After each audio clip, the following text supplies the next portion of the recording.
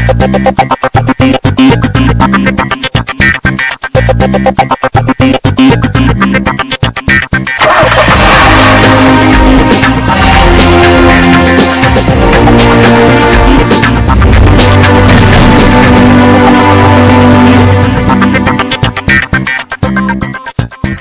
BMW i brand has a new flagship. It's more powerful, has a longer driving range, and it knocks off the roof. That's the i8 Roadster, the car we're going to drive today on the program. Welcome to a brand new episode. I'm Siddharth Vinayak Parthankar. We're in Mallorca to drive this gorgeous car. Let's get started.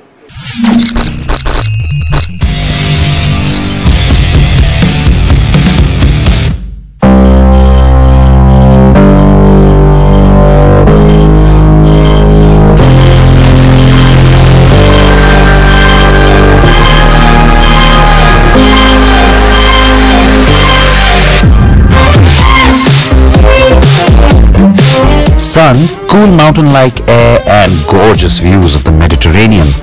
Not the combination you find everywhere, and so Mallorca was the perfect setting to test the new BMW i8 Roadster. Any open top needs that intoxicating combination to really work. The BMW i8 has always been hailed for its extremely futuristic, cutting-edge design and technology. I've been taken through the work carried out to create the open-top version and how costs were kept in check to make the project feasible. So, think of the i8 Roadster then as a new model rather than a new body style or just a variant offering, and you won't be wrong.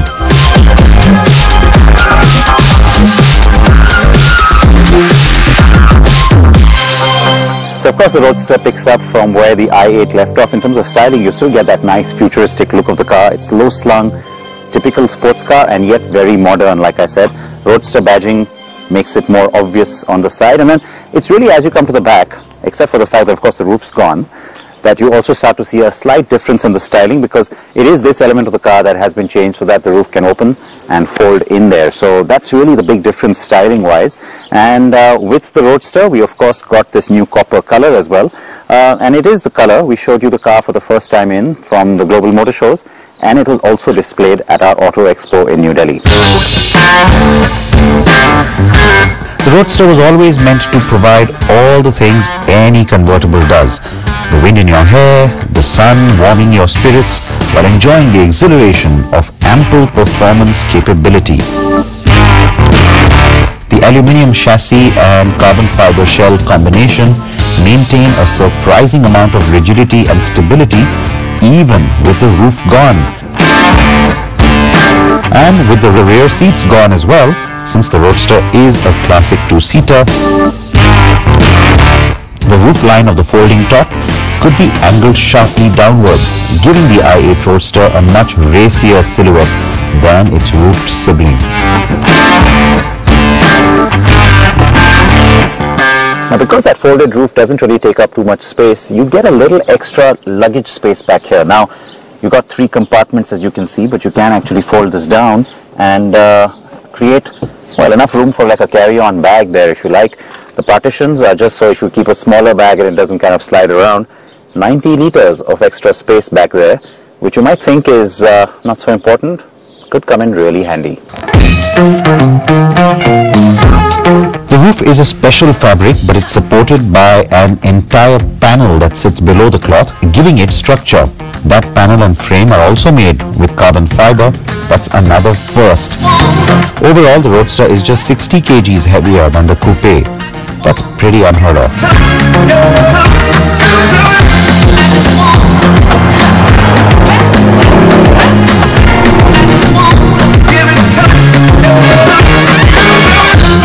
Now, unlike most roof systems, electric roof systems that is, this one isn't hydraulic. It's also run using electric motors. The reason for that, well, so that the whole operation is also nice and sort of silent, in keeping with the nice quiet nature of the electric mode of the car itself. The fun factor is very intact with the car, as it displays that incredible stiffness and therefore impeccable handling that the coupe always had. So So of course, overall, the amount of power that you get and of course the driving range have both gone up. Now that's not just on the Roadster, it's on the regular coupe as well, but it's with the Roadster that this new powertrain has been introduced. We've told you all that before, so I won't bore you with the details. The new number though does sound obviously a little bit better with the extra 12 horses. Now, the big point here though is that all the learnings and takeaways from the coupe, which came out a few years ago, have gone back into the car to just make driving dynamics that much better as well. And so even suspension settings have been completely reworked to try and give you an even more sporty experience. The car responds in a sports car-like fashion, and you can't help but constantly keep that fact that it's a plug-in hybrid at the back of your mind.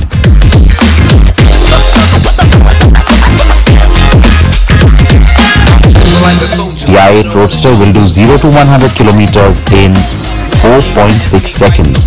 It has an electronically limited top speed of 250 kilometers per hour.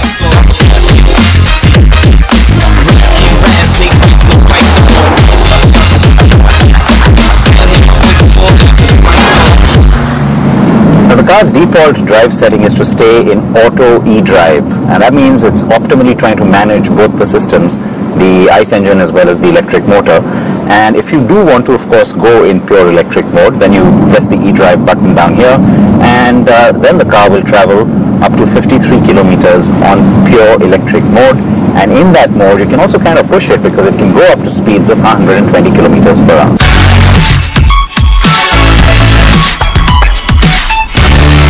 Torque from the electric motor housed in the front of the car goes directly to the front wheels that it powers. Peak torque stands at 250 Nm, while the petrol engine that powers the rear wheels has 320 Nm of peak torque.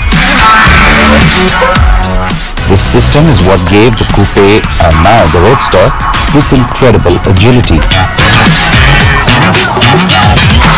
Now when you're driving the i8, coupe or Roadster, you can get caught up in the fact that it is a plug-in hybrid, but you have to also remember that it is at the end of the day a sports car, and so it has to have that characteristic, and that's where having that carbon fiber that's been used in the construction of the car really comes to the fore, because it's so nice and stiff. The integrity of it, especially here on the mountain roads, really comes to light, and I have to say that's the part that you enjoy the most.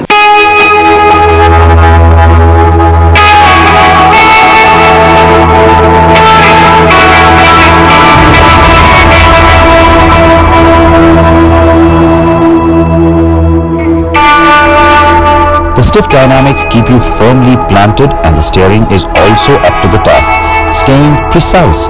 All of that gets even stiffer and more dynamic when you flick the gear lever to the left and engage sport mode.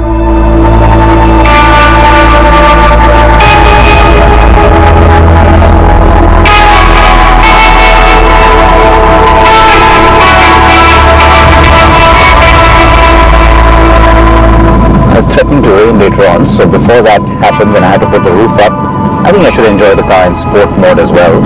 Switch it to sport, the system completely changes, the display turns red, and of course the engine comes to life too.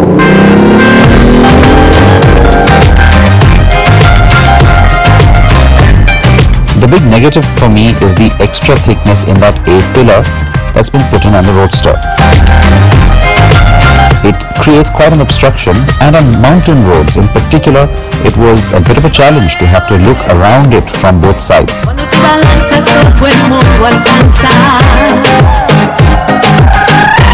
BMW engineers told me that a lot of work has been carried out to cut the wind noise that is bound to be a problem in any convertible. But overall, I found that wind noise is that Achilles heel then for this car. So that's the good thing, you still have a nice sound of that engine. There's a lot of wind noise though on the Roadster. That's bound to happen when you take the top off, but I have to say it's bothering me a little bit today. The sound of the engine though, it's nice. Like I said, it still remains nice and throaty, and there's a good growl to it, despite the fact that, remember, it's just the 1.5 3-cylinder. Now, I said this during the time of driving the coupe, and so I'm happy that some of that stays. And remember that a lot of that sound is enhanced by speakers on board, and on the Roadster it actually varies how much of that sound comes into the cabin. So when you've got the roof up, well, then you've got more of that being enhanced inside the cabin. When the roof's down, then not so much. And here's the interesting thing. When you're in the process of folding the roof up or down, well, the speakers regulate that sound so that you never hear a different intensity of that volume. You always hear the engine exactly the same.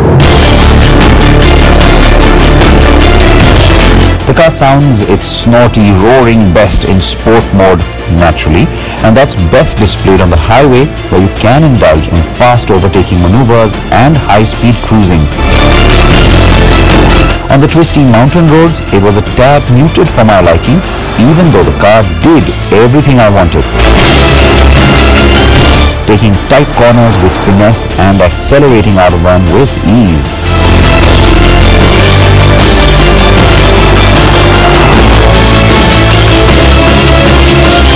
The cabin is very similar to what we've seen on the i8 before in terms of layout. The virtual cluster, iDrive, the updated latest version, of course.